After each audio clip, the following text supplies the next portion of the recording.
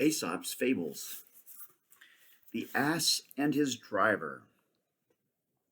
A farmer was driving an ass along a country lane on the way to town. The beast bore no burden and was being allowed to amble along at his own gait.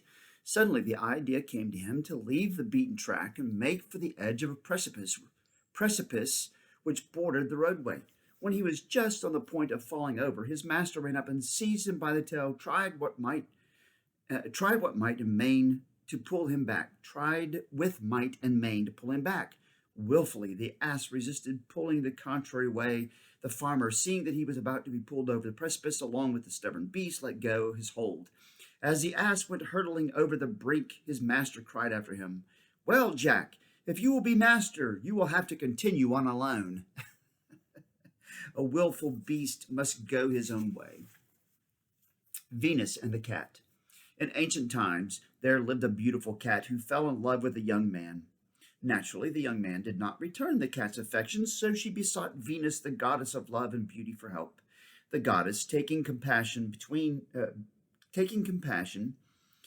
on her plight, changed her into a fair damsel. No sooner had the young man set his eyes upon the maiden than he became enamored of her beauty, and in due time led her home as his bride. One evening, a short time later, as the young couple were sitting in their chamber, the notion came to Venus to discover whether, in changing the cat's form, she had also changed her nature. So she set down a mouse before the beautiful damsel. The girl, reverting completely to her former character, started from her seat and pounced upon the mouse as if she would eat it on the spot, while her husband watched her in dismay. The goddess, provoked by such clear evidence that the girl had revealed her true nature, turned her into a cat again. Oh, gosh. What is bred in the bone will never be absent in the flesh. Oh, goodness. The Wolf and the Shepherds. A wolf chanced to be looking through the doorway of a hut where some shepherds were comfortably regaling themselves upon a joint of mutton. As he heard them smack their lips over the juicy morsels and watched them carving the roasted carcass with their knives, his lips curled with scorn. Said he to himself, "These shepherds seem mightily pleased with themselves, but what would they do were they to observe me partaking of a similar supper?" Men are too apt to condemn in others the very things they do themselves. That's pretty smart. The Hedge and the Vineyard. A foolish young heir came into the possession of his wise father's estate. After the funeral, and when his patrimony was securely in his hands, the young man ordered his servants to cut down all of the hedges that surrounded his vineyard. When the servants sought to dissuade their new master from his purpose, he shouted, "Why should they not be grubbed up? They bear no grapes, they yield no harvest, they occupy good land that should be planted to vines.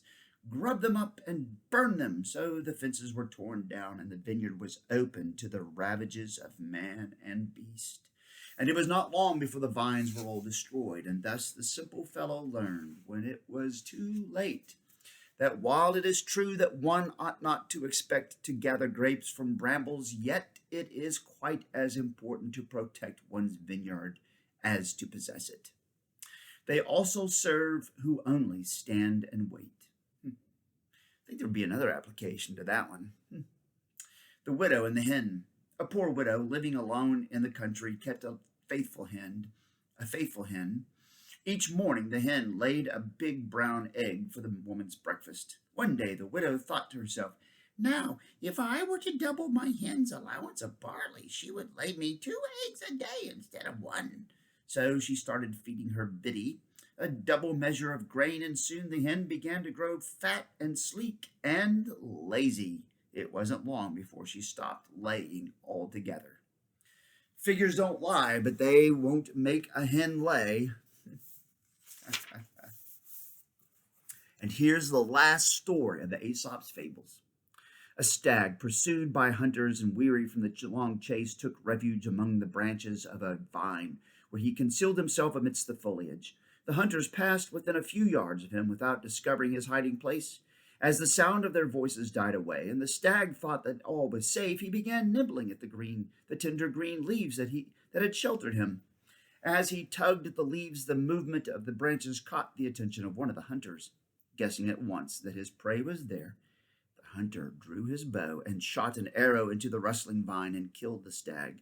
As the animal lay dying, he groaned, "I am being justly punished for my ingratitude toward the vine that had protected me in time of danger. Throw no stones into the well that quenched your thirst." And that's it for Aesop's Fables. See, that was the last story. All right, bye.